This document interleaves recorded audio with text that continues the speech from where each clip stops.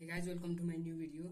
आज चाहिँ हामीले बनाउँदैछौँ एउटा पावर सप्लाई जुन बनाउनलाई चाहिँ हामीलाई एउटा 12013 एम्पियरको ट्रान्सफर्मर अनि एउटा 35 भोल्ट 470 युएफको क्यापेसिटर अनि 4वटा चाहिँ यो डायोड जोडेर रेक्टिफायर बनाउनु पर्छ एउटा। हो यो रेक्टिफायर चाहिँ 4वटा डायोड जोडेर बनाएको। डायोड चाहिँ हजुरले डिसी डायोड जुन डायोड हाल्दा पनि हुन्छ है। यो डायोडमा चाहिँ डायोड र क्यापेसिटरमा चाहिँ हामीले सबभन्दा पहिला बुझ्नुपर्ने कुरा चाहिँ यसको पोजिटिभ र नेगेटिभ छुट्याउन सक्नुपर्छ, नत्र हजुरको यो प्रोजेक्टलाई चाहिँ काम गर्न सक्दैन। सबभन्दा पहिला मिलाउनु पर्ने भनेको पोजिटिभ र नेगेटिभ हो। ठ्याक्कै यसको चाहिँ क्यापेसिटरको चाहिँ यो सेतो भाग चाहिँ नेगेटिभ हुन्छ अनि यतापट्टि सिम्बल नदिएको भाग चाहिँ पोजिटिभ हुन्छ। त्यस्तै गरेर यो डायोडको चाहिँ यो सेतो भाग चाहिँ पोजिटिभ अनि यो कालो भाग चाहिँ नेगेटिभ हुन्छ।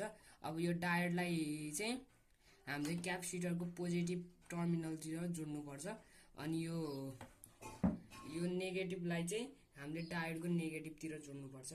र त्यस्तै गरेर मैले चाहिँ यहाँ तार कनेक्सन गरिसकेँ है त। यसको नेगेटिभलाई लगेर चाहिँ डायोडको नेगेटिभमा अनि यसको पोजिटिभलाई लगेर डायोडको पोजिटिभमा जोडिसकेँ। अब चाहिँ हामीले यसलाई चाहिँ यो बोर्डमा फिक्स गर्नुपर्छ है त।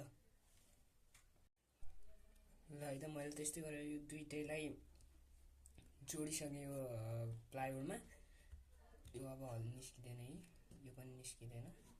ल अब चाहिँ हामीले यसको वायरिङ गर्नुपर्छ आउटपुटको। यो 12 हो, यो 0, यो 12 हो।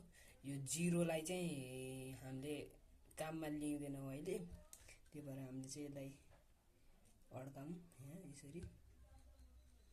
र अब चाहिँ हामीलाई चाहिने भनेको यो दुईटा हो। अब हामीले चाहिँ यसको कनेक्सन गर्नुपर्छ।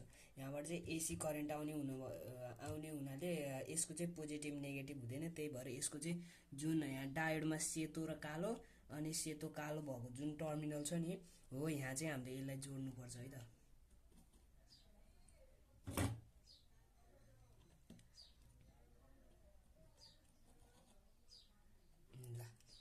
ल मैले यहाँ जोडिसकेँ, हजुरहरूले पनि यसरी नै जोड्नु होला। र अब हामीले चाहिँ अब आउटपुटको दुईटा तार निकाल्नुपर्छ। त्यो दुईटा तारको लागि चाहिँ मैले यहाँ यो दुईटा रातो र कालो तार लिएको छु, यो दुईटा तार। अब यो दुईटा तारलाई चाहिँ हामीले यो क्यापेसिटरको पोजिटिभ र नेगेटिभमा जोड्नुपर्छ। यो पोजिटिभमा चाहिँ रातो तार र यो नेगेटिभमा चाहिँ कालो तार जोड्नुपर्छ। यो चाहिँ आउटपुटको तार भयो। र अब हामीले चाहिँ यो इनपुटमा चाहिँ तार छोटो भएको भएर चाहिँ अब हामीले चाहिँ यहाँ लामो तार जोड्नुपर्छ। मैले चाहिँ यो इनपुटको तारको लागि मैले हेरी यो तार चाहिँ युज गरेको छु।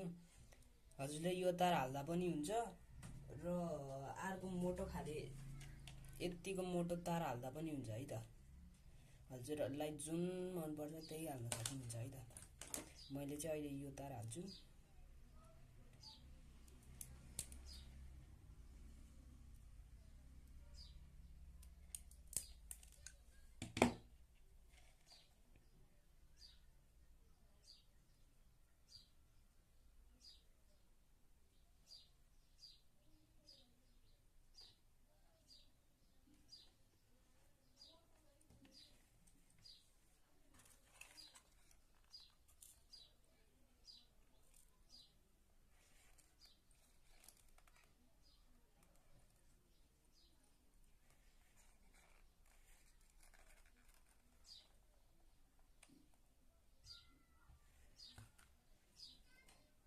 ल मैले यहाँ सोल्डिङ गरिदिइसकेँ।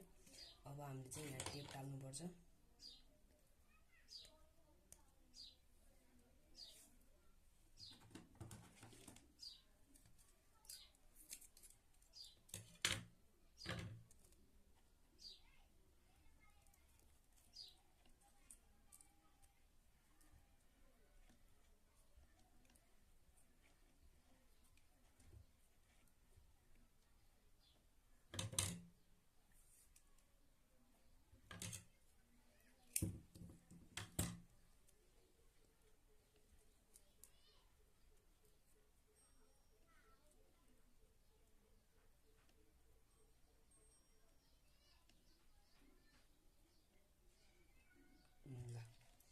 मजाले यो तार कनेक्ट गरिसकेँ। यसलाई चाहिँ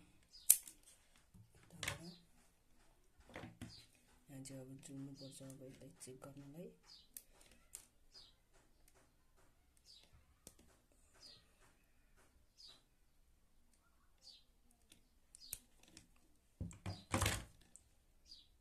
अब हामीले चाहिँ यसलाई टेस्टिङ गर्नेछौँ है त। मैले चाहिँ यसलाई जोडिसकेँ।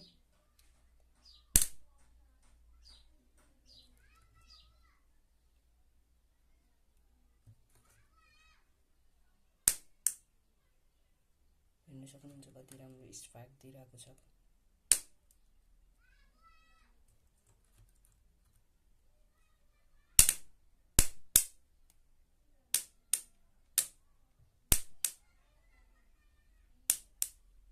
अब चाहिँ हामीले यसलाई यसबाट चाहिँ एउटा 775 DC मोटर चलाएर